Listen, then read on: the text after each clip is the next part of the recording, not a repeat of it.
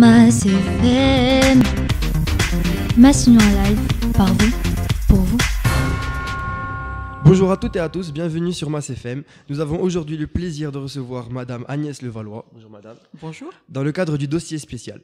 Alors Madame Levallois est consultante et géopolitologue. Elle va donner une conférence à l'auditorium sur les évolutions et enjeux des transitions en cours dans le monde arabe. Enzo et Alia, vous avez quelques questions à lui poser, je vous laisse faire. Bonjour Madame Levallois, c'est un honneur pour nous de pouvoir vous interviewer. Merci de nous accorder de votre temps. Donc Madame Levallois, vous êtes consultante diplômée de l'Institut des langues et civilisations orientales et titulaire d'un DEA de l'IEP de Paris sur le monde arabe contemporain et également responsable du bureau monde arabe et persan à la délégation aux affaires stratégiques au ministère de la Défense et également journaliste. Vous êtes venue dans notre lycée dans le cadre des rendez-vous de Louis Massignon afin de donner une conférence sur les évolutions et enjeux de transition en cours dans le monde arabe, tout au niveau économique, politique, social et stratégique. Est-ce que j'oublie quelque chose? Vous avez quelque chose à ajouter? Non, c'est une très bonne présentation. Je vous remercie. Alors, Madame Levallois, que pourriez-vous nous dire sur votre parcours, votre passion du monde arabe et ce qui vous y a mené? Alors moi, j'ai commencé à m'intéresser au monde arabe après un voyage au Yémen en 1975, où je suis partie comme touriste dans ce pays. Et j'avais été absolument passionnée par le pays que j'ai découvert. Et en rentrant, je me suis mise à apprendre l'arabe. Et donc, ça m'a conduit à faire des études à l'Institut des langues orientales de Paris. Et ensuite, je suis partie 2 ans en Syrie, à Damas. Parce qu'à Damas, il y avait un institut français d'études arabes qui était un endroit où les étudiants en langue arabe pouvaient aller pour se perfectionner dans l'apprentissage de cette langue. Et donc, je suis rentrée après à Paris, où là, j'ai fait un DEA sur le monde arabe contemporain, parce que ce qui m'intéressait, c'était vraiment l'analyse de ce qui se passait dans l'ensemble de cette région. Et après, j'ai eu 2 carrières. Une carrière dans l'administration, où j'étais analyste sur le Proche-Orient. Et ensuite, j'ai une 2e carrière de journaliste, et qui m'a conduit à diriger une radio qui s'appelle Monte Carlo Doualiya, qui est la filiale arabophone de RFI. Et ensuite, de créer la chaîne arabe de France 24, qui a été une très belle expérience journalistique. Et depuis maintenant 4-5 ans, je suis consultante indépendante et j'assure des cours à Sciences Po à Paris et à l'École nationale d'administration, donc sur les questions de géopolitique du monde arabo-musulman, parce que voilà, c'est ça qui m'intéresse. Donc ça fait un peu plus de 30 ans maintenant que je me promène beaucoup dans l'ensemble de cette région et que je travaille sur cette région pour essayer de comprendre ce qui se passe aujourd'hui. Donc vous nous avez dit que vous aviez visité le Yémen et aussi que vous avez fait vos études en Syrie. Vu que vous avez déjà visité ces pays, quel est votre regard par rapport à la situation actuelle de ces 2 pays? Écoutez, la situation est absolument catastrophique et évidemment est très douloureuse parce que ce sont 2 pays que je connais, que j'apprécie, dans lesquels j'ai passé des très beaux moments. Et donc, je suis très, très frappée et très triste de voir la situation de ces sociétés. Je crois que ce dont on ne parle pas assez aujourd'hui dans ces conflits, c'est avant tout les conséquences sur les sociétés, la société yéménite et la société syrienne. On parle beaucoup de géopolitique, mais on oublie qu'il y a des populations, il y a des gens qui vivent dans ces pays et qui vivent un drame depuis maintenant plusieurs années et que les pires crise humanitaire que l'on connaît se déroule aujourd'hui au Yémen et en Syrie. Et donc, évidemment que ça me touche de très près parce que j'ai encore des amis, surtout en Syrie parce que c'est un séjour plus récent et que j'y suis retournée très régulièrement. Et donc, ce que je voudrais simplement dire, c'est qu'il faut absolument être attentif au fait que ces conflits touchent avant tout des populations, ces populations, au-delà des questions géopolitiques dont on parle beaucoup, et que soyons attentifs au drame que vivent ces sociétés et comment on peut aider aujourd'hui à faire en sorte de régler ou en tous les cas d'apporter une réponse à cette dramatique situation humanitaire. Ça serait vraiment la seule chose que j'ai envie de dire aujourd'hui vis-à-vis de ces 2 sociétés. De par votre expérience, pourriez-vous nous expliquer ce qui se passe actuellement entre la Turquie et les Pays-Bas ?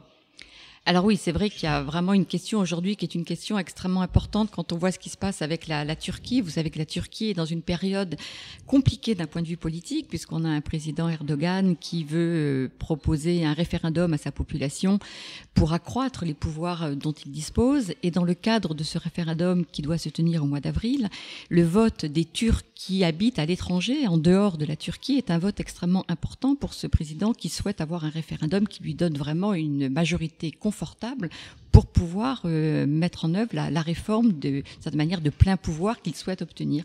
Et c'est dans ce cadre-là que la visite de son ministre des Affaires étrangères a été refusée par les Hollandais, considérant que c'est une question de politique intérieure turque et que les Pays-Bas n'ont pas souhaité qu'il puisse tenir son meeting électoral, puisqu'il s'agissait d'un meeting électoral.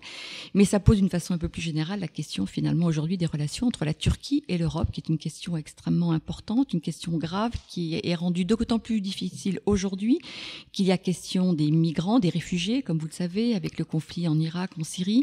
Beaucoup de Syriens ont quitté leur pays en raison de la guerre, sont allés en Turquie.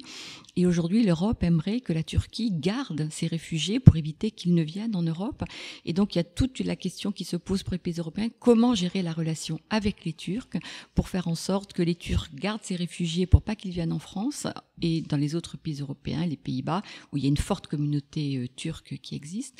Et donc, aujourd'hui, toute cette question de la relation entre l'Europe et la Turquie, avec en même temps ce pouvoir turc qui essaye qui a vocation à être un pouvoir de plus en plus fort avec la personnalité d'Erdogan, qui pose problème à l'Europe parce que il y a toute la question des droits de l'homme aussi qui est posée, de non-respect des droits de l'homme en Turquie depuis la tentative de coup d'État de juillet dernier. Donc vous voyez, ça fait un dossier qui est très difficile à gérer aujourd'hui pour l'Europe et la Turquie qui essaye de monnayer sa position géostratégique sur la question des réfugiés. Et vous, est-ce que vous considérez ce pays-là comme étant européen ? Alors, je ne sais pas si la question, c'est de savoir si l'Europe est européenne ou pas. La question, c'est de savoir comment l'Europe gère. C'est-à-dire que l'Europe, longtemps, a dit à la Turquie, il y a un processus pour adhérer à l'Europe. Et ce que ne peut pas faire l'Europe, c'est de changer les règles du jeu en cours de route. C'est-à-dire que ça fait très longtemps que l'Europe dit à la Turquie que ce pays a vocation à rentrer à l'Union européenne. Il y a donc un certain nombre de mesures, de réformes à faire en interne. Et un certain nombre de réformes ont été faites par les Turcs.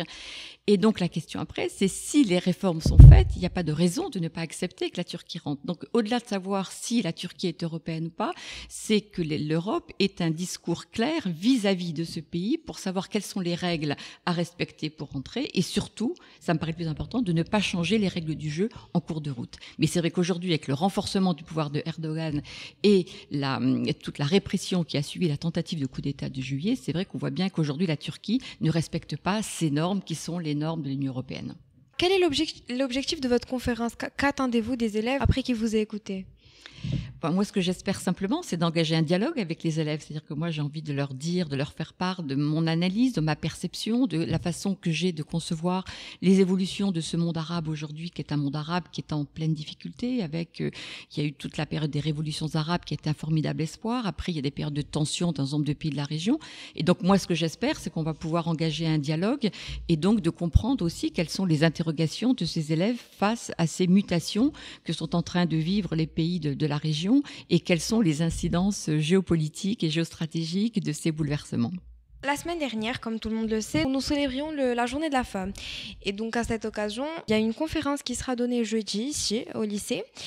Donc en tant que femme active dans la société, quel regard portez-vous sur le rôle de la femme dans le monde arabe ? Écoutez, ce qui me frappe, c'est que le rôle de la femme va croissant dans l'ensemble des pays de la région. Il y a une tendance parfois un peu caricaturale en France ou en Europe de considérer que la femme dans le monde arabe n'a pas une place juste. Ce qui me frappe, moi, c'est qu'on voit une nouvelle génération de femmes extrêmement actives dans l'ensemble de la région, y compris dans les pays du Golfe, qui sont les pays qui sont considérés comme les plus rétrogrades concernant la place de la femme. On voit en Arabie Saoudite beaucoup de femmes d'affaires qui sont des jeunes femmes qui ont tout à fait envie d'avoir leur place dans la société. Donc les femmes ont évidemment un rôle important dans l'ensemble de la région, jouent un rôle important, ce qui ne veut pas dire qu'elles n'ont pas des difficultés à imposer leur point de vue dans un certain nombre de situations. Et si on revient au cas de l'Arabie Saoudite, qui est le cas le plus caricatural, avec cette impossibilité de pouvoir conduire par exemple une voiture, et donc ce qui entrave la mobilité de ces femmes et qui leur complique aussi la capacité à travailler parce qu'il faut qu'elles puissent se déplacer, il y a quand même un mouvement, me semble-t-il, qui est quand même un mouvement d'une volonté de ces femmes, même dans des sociétés contraintes, d'arriver à trouver des espaces et à pouvoir s'imposer et d'être des acteurs politiques, culturels et économiques de premier plan. Mais à quoi serait dû ce mouvement selon vous ? Parce que vous nous dites comme quoi la place de la femme, elle évolue, mais vous nuancez tout de même. Cette évolution, elle serait due à quoi ? Parce qu'il y a des sociétés dans lesquelles il y a des règles, il y a des normes qui ont été imposées. Et là, pareil, si je me réfère à l'Arabie Saoudite, il y a un certain nombre de règles qui ont été imposées à la place de la femme. Et les femmes, en fait, à partir de cette place, qui est une place contrainte, essayent d'aménager leur position à l'intérieur de ce système pour avancer et obtenir des acquis. En fait, c'est un combat qu'elles mènent pour obtenir des acquis et petit à petit que la place de la femme ne soit pas remise en question. Donc, dans le cas de l'Arabie Saoudite, c'est très clair, où au départ, les femmes n'avaient pas le droit d'avoir accès à un certain nombre de métiers. Aujourd'hui, petit à petit, elles ont réussi à se bagarrer, mais progressivement. Moi, je reviens d'un séjour en Arabie Saoudite et les discussions que j'ai eues avec les femmes là-bas, c'est de me dire, mais laissez-nous évoluer à notre rythme. Nous, on est en train de se battre. Nous, on veut évoluer. Nous, on veut trouver notre place. Alors, arrêtez de nous dire de l'extérieur que ça va passer vite. À vos yeux, ça va sûrement pas assez vite. Et à nos yeux aussi, parfois, ça va pas assez vite. Mais laissez-nous gérer. On est assez grande et on va y arriver. Et je crois que moi, c'est ce message que je retiens parce que je crois que c'est le plus important. Chaque société a son rythme. Chaque société a son rythme de développement. Alors, pour certains, ça va trop vite, pas assez vite. Maintenant, c'est à elles à prendre leur destin en main, si je peux dire. Et c'est ce qu'elles font largement dans l'ensemble des pays de la région. Mais ça n'est pas toujours facile. Et c'est vrai qu'il faut aussi qu'elles se battent et elles le font largement. Alors, pour clôturer, j'ai une dernière question. C'est pour les jeunes lycéens actuels. Est-ce que si dorénavant, ils avaient envie de s'orienter vers la géopolitique du Moyen-Orient, du Maghreb, vous auriez peut-être quelques conseils, quelque chose à leur dire ? Je leur dirais qu'ils ont tout à fait raison de s'intéresser à ces questions, qui sont des questions absolument essentielles, que la relation entre les pays Maghreb, Proche et Moyen-Orient et l'Europe ou les pays occidentaux de façon générale est une question essentielle, qu'aujourd'hui on vit tous les uns avec les autres dans le cadre de cette mondialisation, mais que ça nécessite encore plus de se connaître et de comprendre les enjeux des relations entre les différentes parties prenantes.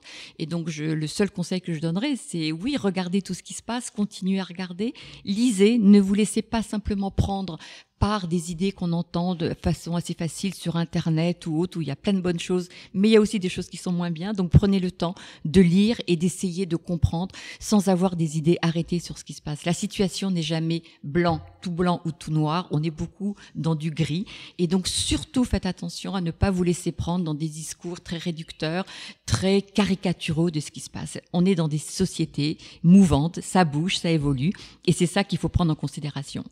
Merci Madame Levallois de nous avoir accordé votre temps. Merci Madame. Merci à vous. Merci Enzo et Alia. Merci à vous qui nous écoutez. C'est la fin du dossier spécial consacré à Madame Levallois. On vous remercie de votre écoute et on vous retrouve pour la suite. Mass FM, Mass Union Live, par vous.